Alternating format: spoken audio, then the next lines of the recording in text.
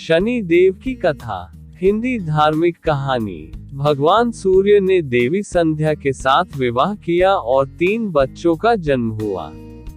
वैश्व, मनु, यम मृत्यु के भगवान और यमुना।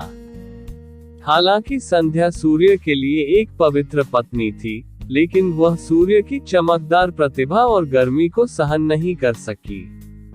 इसलिए वह सूर्य की प्रतिभा का सामना करने के लिए आवश्यक शक्ति हासिल करने के लिए तपस्या करने की इच्छा भी रखती थी, या अपनी तपस्या के परिणाम स्वरूप हासिल की गई अपनी प्रतिभा को भी आगे बढ़ाना चाहती थी। संध्या ने एक औरत को बनाया और उसका नाम छाया रखा और कहा कि वह सूर्य की पत्नी के रूप में अपनी भूमिका का प्रतिनिधित्व करे और 3 बच्चों की देखभाल भी करे। हालांकि वह सूर्य भगवान के लिए अपनी योजनाओं को किसी के सामने प्रकट नहीं करना चाहती थी, इसलिए वो तपस्या करने के लिए जंगलों में चली गई। चून की छाया बहुत साधारण रूप से मिलती झूलती थी, सूर्य भगवान उस पे संदेह नहीं कर सके। छाया के माध्यम से सूर्य भगवान के 3 और शिशु हुए थे, जो थे मनु, शनि और तापति। इसलिए शनि को सूर्य के पुत्र और यम का भाई कहा जाता है। जब शनि छाया के गर्भ में थे, उसने भगवान शिव को प्रसन्न करने के लिए चमकदार सूर्य के नीचे एक गंभीर तपस्या की। चूंकि वह पूरी तरह से भगवान शिव की प्रार्थना और पूजा में डूब गई थी, दिव्य शक्ति गर्भ के भीतर बच्चे का पोषण करती थी। इसलिए शनि देव भगवान शिव को बहुत समर्पित थे।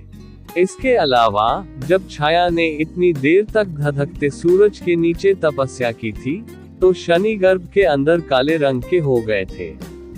जैसे ही शनि देव जन्म हुआ, सूर्य भगवान ने उनके रंग को देखकर तुच्छ जाना और इस बात पर संदेह किया कि क्या शनि का जन्म उनके पास हुआ था। नाराज हुए शनि देव ने जब अपने पिता पर नाराज नजर डाली, तो शनि देव की शक्ति के कारण सूर्य भी काले रंग में झुलस गए थे।